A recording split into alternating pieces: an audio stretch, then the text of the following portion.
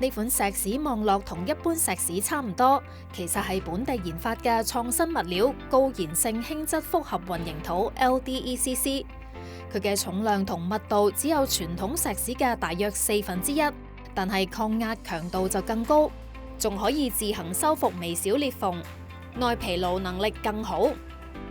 元朗18鄉交匯處一段路堤係全港第一次應用 LDECC 嘅道路工程。團隊採用 LDECC 預製件搭建模板，再注入 LDECC， 既簡化施工方式，亦都減少使用高噪音機械。將 LDECC 應用喺呢個路堤建造，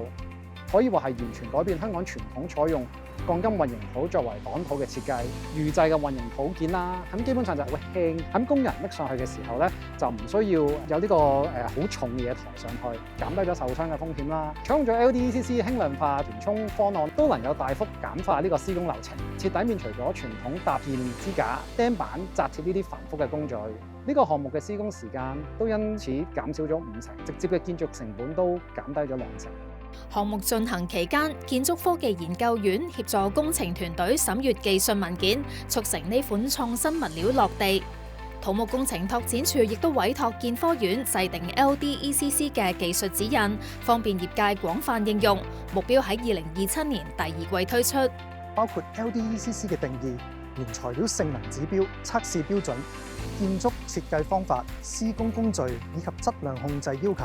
佢將會為日後各類土木工程提供重要嘅參考標準，特別係針對地盤空間狹窄嘅道路擴建，需要減輕負載嘅填土工程，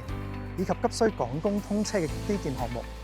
2024年8月成立，由財政司司長法團全資擁有嘅建科院，工作範疇包括推動 LDECC 呢類創新建築材料同技術嘅應用研發、制定標準，亦都會為建築產品、組裝合成製造商等提供認可同測試。目的係透過創新解決業界人手短缺、建築成本高同生產力下降等嘅挑戰。建科院至今已進行咗超過45項新嘅項目。預計每年可為建造業節省達31億港元嘅成本。隨住一啲新技術、新材料同埋新型建造機械咧就不斷湧現，咁現有嘅標準咧未必能夠完全涵蓋嘅。因此，我哋一方面就積極為呢啲新嘅事物制定一啲全新嘅技術規範同埋指引，而另一方面，我哋亦與大灣區接軌，共同建立區域性嘅標準，為業界嘅創新應用提供清晰嘅依據。佢又話，建科院計劃就人工智能應用建立基準評估機制，確保唔同方案符合政府公務工程嘅要求。